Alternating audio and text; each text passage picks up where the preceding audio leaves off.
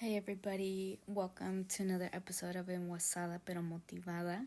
This is gonna be episode 2, and honestly, this is like take 3 because I keep messing up my audio. Anyways, y'all didn't have to know that, but you know what, I just said it. And so I'm out here messing up. Let's hope that this is like a full take because I'm tired. I work late. Anyways, it's Tuesday, but I'm posting this on a Wednesday, so happy Wednesday. So I just wanted to start off with saying thank you so much for all the praise that I got and advice and everything, and that was like super helpful and super validating, so thank you so much. It really means a lot to me, and I don't like to be gushy, although I am gushy all the time, but just not publicly. But I just want to say that, okay? And so, and I also wanted to mention, like, last week's episode was very specific to my situation, and I'm very privileged to have, like, insurance. Just to sum up what I'm going to say real quick, I'm going to start compiling a list of resources, or even just pages that have resources already, because there's like medical organizations and ADHD organizations that are so much more ready for this type of information and to give out this type of information. I'm sorry. So I'll go ahead and compile that and be able to make this more accessible to people. And then also I'm going to start looking into how to do closed captioning. I thought that YouTube would do it when I posted it, but I think something has to be added. Basically, long story short, I'm working on it. Thank you for your patience. And so, last week, as I mentioned already, I was talking about my journey to diagnosis. And I want to go back a little bit, just only because I feel like this is going to tie into what I'm going to say later.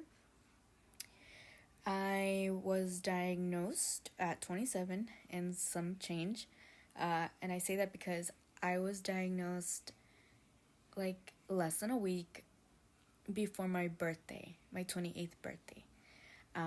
And for me, when I got diagnosed, I was super excited because I finally had a name for the thing that I always felt. Like, I just always knew, like, something. But after watching, sorry, my Apple Watch just went off and now I can't remember what I was gonna say. I was going to talk about, okay, and so there was a lot of YouTube videos, because I love listening to YouTube videos, just as background noise, because I'm a multitasker.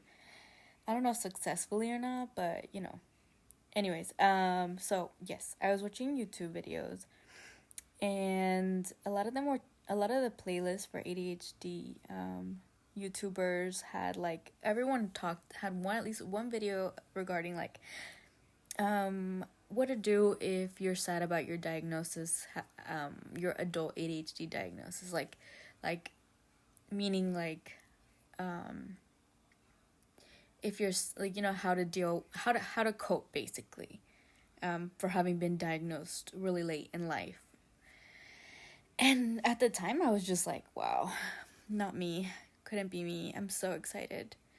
But no, like, it became me. Like, yesterday being Monday, 2 days ago for y'all, I was, like, in my feelings so hard, and I was just so sad because, like, there's nothing wrong with having ADHD, and I am perfectly okay with having it. There's no issue there. The issue here is, for me, that my sadness comes from a point of, damn, little Vanessa could have had so much help.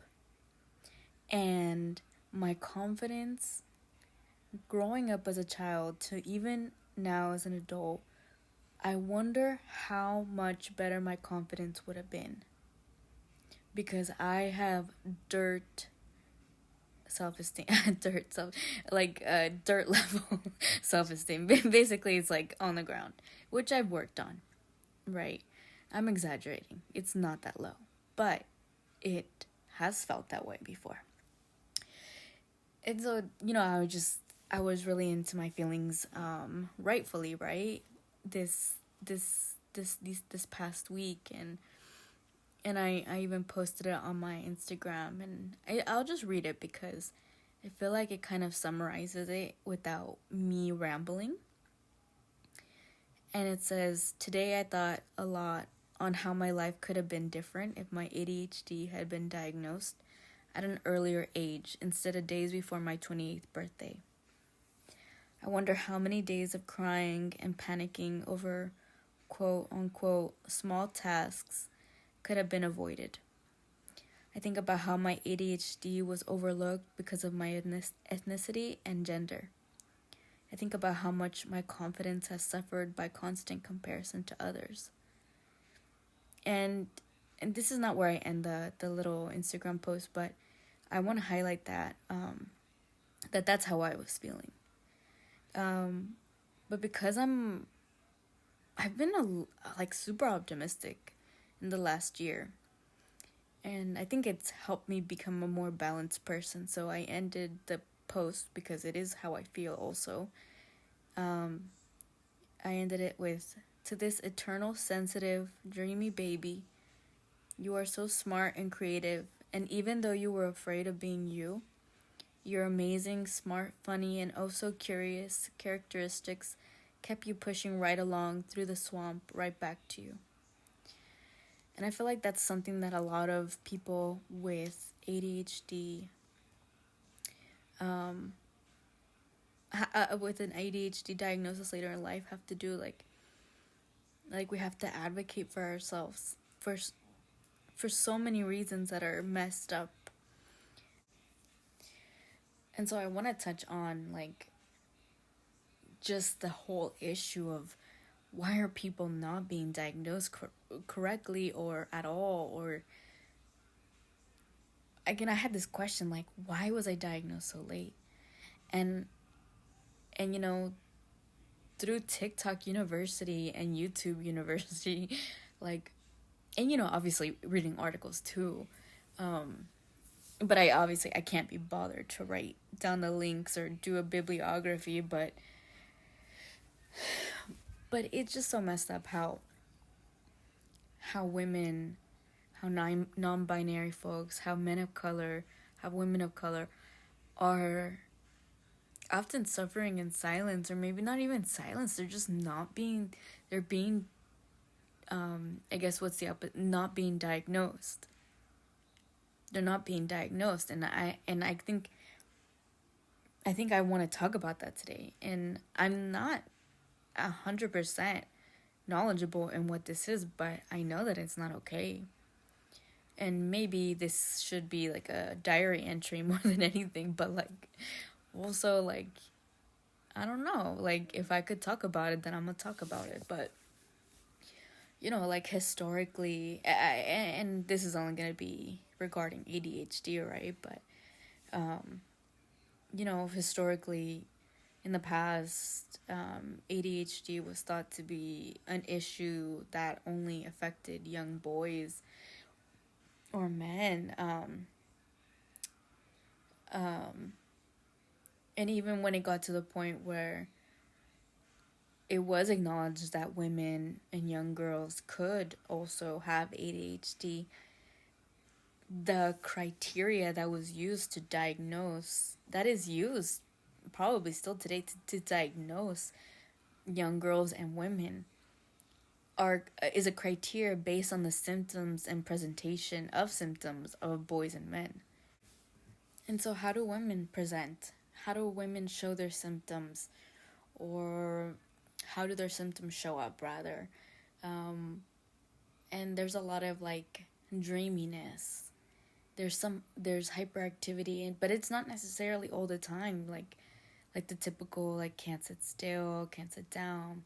It could be you're sitting and you can't stop cracking your knuckles, and you can't stop cracking your neck, and you're tapping your toes or tapping your foot or shaking your leg. It could be blurting things out ahead of time, but maybe you're doing it in a way that is acceptable, because we have to remember also that as young women, we are receiving signals and symbols of what is okay and what is not for a young lady to do, or quote unquote person person to be doing. And what we're basically learning, a lot of these like these gender norms and societal expectations. And not only that, but we're also learning what is good and bad according to these societies. So if we're told like a little girl needs to sit still, or the typical like Mexican phrase, or the typical phrase like calladita te ves más bonita, or like they're telling you like siéntate bien, like no estés haciendo eso, like you're going to learn how to show your symptoms in a different way. Like and like as a child, like you don't know these things, you just know don't do this, but okay, I figured out how to do something that makes me feel good. So like for example, for me, like I could sit still, could totally sit still, I could sit still for days. Doesn't mean I'm listening to you, doesn't mean I'm paying attention to anything you're saying. I'm taking bits and pieces of what you're saying, but I'm missing a lot. And I can pretend, I can look you right in the eye and be like, yes, I could do my like, yes, my head nodding, and I don't know what you're saying. I'm thinking about about such beautiful things in my head, or and it's not an exaggeration, but at the same time I'm just making up examples, but very true. Okay. So like symptoms, they don't necessarily have to be the same as young boys to be valid. Like in my own way, I am presenting symptoms. And I was watching a YouTube video the other day, and I will link the video because I think it's very, very, very good. The the person who is the person behind this channel said that when you meet a child with ADHD, you're just meeting a child with ADHD. Like it goes off from the phrase like, once you meet someone with X, you've met them all. But like no, every child is different in how they present, and every person with ADHD is different in how they present. That like you can't just base off a symptoms and criteria for diagnostic use on little white boys. And I feel for little white boys, but because I'm sure it's hard for them too, of course it is, but my point being, like, they're not the only ones. And this is a larger issue of like race, gender, class, everything that's wrong that plays into society is playing also into the health field. And it's nothing new, right? But I mean, I think it just warrants, or it merits mentioning. And then so going forward, like with this topic, like if people are not being diagnosed, if people are not being diagnosed correctly, if people are receiving like 50 million diagnoses before being finally diagnosed with ADHD, which is something that happens a lot with other illnesses too. Oh my god, I'm going off to another tangent. Okay, focus. And so, what was I saying? Oh, so like, what are the effects? I mentioned earlier, like, my confidence is not really that great. I walk around already feeling like someone's gonna come up to me one day and say, "You're so dumb. How do you have your job?" I'm walking around thinking I'm not good enough. I'm not smart enough. But I am. I know that I am. And some days I'm just like, damn, you're hella smart. But like, not all the time. And very few times a day do I feel good.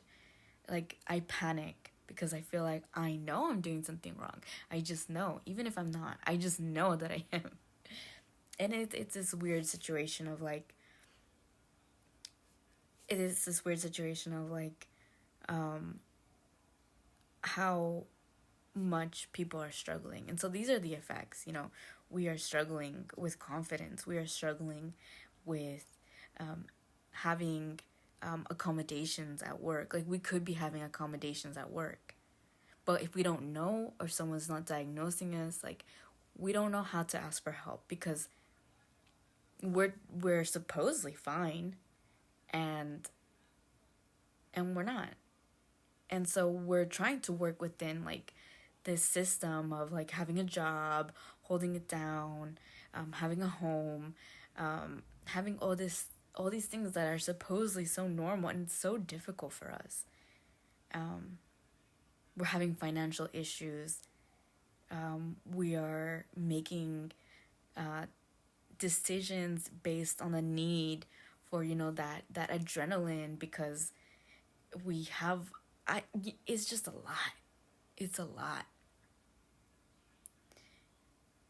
And I was also reading about how how so many women receive diagnosed for like anxiety and depression before anything else, because people in the health field tend to be comfortable with diagnosing those things, with depression and anxiety. Like, it's so easy to diagnose them because it's probably super common. Like, they're here sad, okay, you're depressed.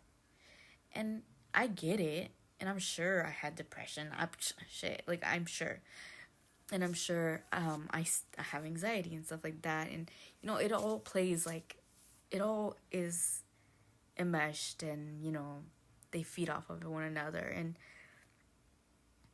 But my question is, and I guess my issue, not question, is like, why is this such a hard thing for people to be diagnosed with? If it's supposedly such a common health issue, why are we not getting diagnosed? And we're just struggling. All of that to say, fuck. But in the spirit of balance, I think it's really amazing that people are making their ADHD struggles very public. And I think that's another reason why I'm doing it, because there's so many things out there that we don't have access to. We have so many issues that nobody are willing to listen to. And so I feel like we always take it upon ourselves to help others and make sure that people understand. And so, I mean, this isn't just for ADHD. This is for like anything, really.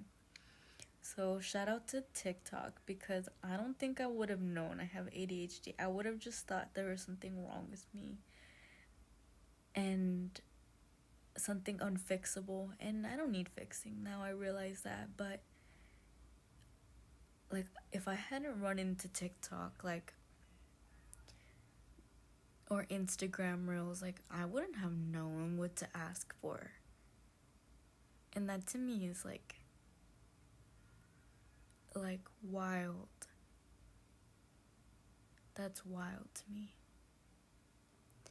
But anyways, thank you especially thank you to the people who are so willing to put their information out there, because they don't understand how necessary and how useful that is. It's great. But I also wanted to mention, this is an aside, but I wanted to mention that if you ever want to come on as a guest, let me know. because I don't think I could keep doing this. Like, this is a lot of work. And talking to myself, like, even though I do that on a regular basis, like, having to share my thoughts with people, like, that's wild. Anyways, yeah. So, I also wanted to say that next week, what am I doing next week? Let's see.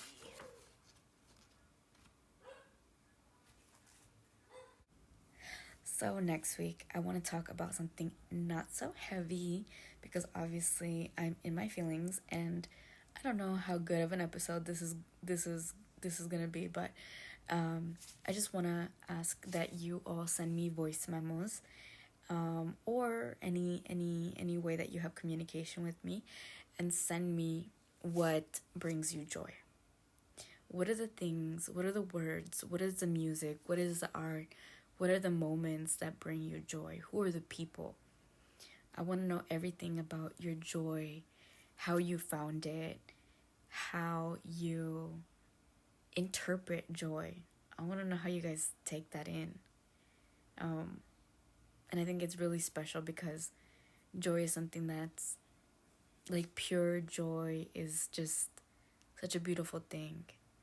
And I feel like we can appreciate it after such hard times. And with the pandemic, it's been such a journey. I feel like I've aged 30 years just during the last year and a half or so. So I want to know about your joy. And I'll share some of my joys next week. Thank you.